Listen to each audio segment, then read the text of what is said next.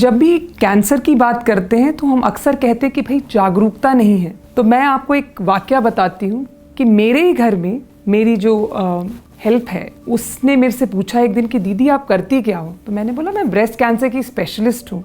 तो उसने कहा अच्छा दीदी आंचल में भी कैंसर होता है? तो मैंने कहा हाँ भाई तुम्हें मालूम नहीं है? कहती है नहीं, मेरे को लगा कि ब्रेस्ट में तो नहीं होता होगा कैंसर। तो ये है हमारी अवेयरनेस की लेवल। और मैं हूँ doctor Geeta Kadayaprat, breast surgical oncologist. तो अक्सर पूछा जाता है कि भाई कैंसर के लक्षण क्या है। तो मैं आपको ये बताऊं कि कैंसर कोई अनाउंसमेंट करके नहीं आती है। कैंसर के लक्षण भी वही आम बीमारियों की तरह के लक्षण होते हैं, लेकिन अगर कोई भी लक्षण आपके 3 हफ्ते से ऊपर दिख रही है तो ज़रूर जांच कराएं। तो अगर हम ब्रेस्ट को इस तरह से 4 हिस्सों में डिवाइड कर देते हैं तो हम ये फ्लैट के साथ इस तरह से हल्के से घुमाएंगे, प्रेस करेंगे और फिर आगे बढ़ जाएंगे। पर स्लाइड कर रहे हैं, slide rotate press, slide rotate press. आप अपना हाथ नहीं उठा रहे। हाथ उठाने का नुकसान ये है कि कोई जगह छूट जाएगी जो कि आप नहीं फील कर पाओगे। तो आपने अगर इस तरह से पूरा अपना ब्रेस्ट इस तरह से कवर कर लिया, फिर आप एक सेंट्रल रीजन जो आपका निप्पल वाला एरिया होता है इसको ज़रूर आप टच करिएगा। और फिर ये वाला एरिया, ये ना दिखाई देता है ना कभी हाथ जाता है यहाँ पे, और यहाँ पे भी कभी कभी कैंसर छुपा हुआ हो सकता है। तो इस तरह से आप देखेंगे, आप ऊपर नीचे के तरीके से भी कर सकते हैं या कॉन्सेंट्रिक सर्कल्स के रूप में भी कर सकते हैं। इम्पॉर्टेंट आइडिया ये है कि आप अपना पूरा ब्रेस्ट जो है बहुत अच्छे से कवर करें।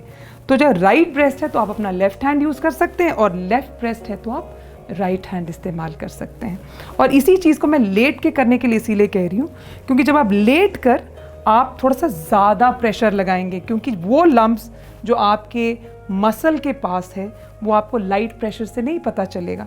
तो आप लेट कर थोड़ा ज़्यादा प्रेशर लगाएंगे तो कोई गांठ अगर वहाँ पे हुई तो आपको पता चल जाएगा। तो इसमें कुछ इंटरेस्टिंग चीज़ें मैं आपको दिखाऊं। अगर आप बहुत ध्यान से देखेंगे यहाँ पे आपको कुछ दिख रहा है, कुछ उठा हुआ सा दिख रहा है, ये गांठ है। अगर ऐसी गांठ महसूस होती है तो आपको डॉक्टर को ज़रूर दिखाना है। दूसरी चीज़ यहाँ दिखा रही हूँ मैं, ये निप्पल अंदर घुसा हुआ है, ये भी कैंसर का लक्षण हो सकता है। और यहाँ देखिए आपकी जो ये चमड़ी जो आप देख रहे हो ये बड़ा खुरदरा सा और ऑरेंज के संतरे के छिलके जैसा लग रहा है, तो ये भी कैंसर का एक लक्षण होता है। हम इस स्टेज तक नहीं पहुंचना चाहते क्योंकि अगर संतरे के छिलके जैसा है तो इसका मतलब आपका जो डिजीज़ है वो थोड़ा सा एडवांस्ड है। ब्रेस्ट कैंसर का ट्रीटमेंट होता है मल्टी मोडालिटी, यानी कि कई तरह के ट्रीटमेंट्स को मिलाकर तब जाके ट्रीटमेंट संपूर्ण होता है और उसका आउटकम भी अच्छा होता है। तो ब्रेस्ट कैंसर में किन ट्रीटमेंट्स का उपयोग होता है उसको मैं ब्रीफली बताती हूँ आपको। एक तो है सर्जरी। सर्जरी में ब्रेस्ट बचाने वाली सर्जरी हो सकती है, ब्रेस्ट रिमूव करने वाली सर्जरी हो सकती है, और फिर रिकंस्ट्रक्शन भी हो सकता है। इसके अलावा कीमोथेरेपी होती है जिसके नाम से ही अक्सर मरीज़ बहुत घबराते हैं, लेकिन पिछले टारगेटेड ट्रीटमेंट उस तरह के कैंसर के लिए जो एक स्पेशल टाइप का प्रोटीन एक्सप्रेस करता है तो उसके लिए हम टारगेटेड ट्रीटमेंट यूज़ करते हैं। फिर होता है रेडिएशन। रेडिएशन का मतलब है कि सिकाई का इलाज, खासकर कि वो महिलाएं जिनमें हम ब्रेस्ट बचाते हैं उसमें हम रेडिएशन का उपयोग ज़रूर और ज़रूर करते हैं। अगर आप मुझसे पूछे कि कैंसर के बाद वो कौन सी चीज़ है जो सबको बांध के रखती है, तो वो है होप, यानी कि उम्मीद। अगर उम्मीद ना हो तो ये पूरा ट्रीटमेंट करना नामुमकिन है।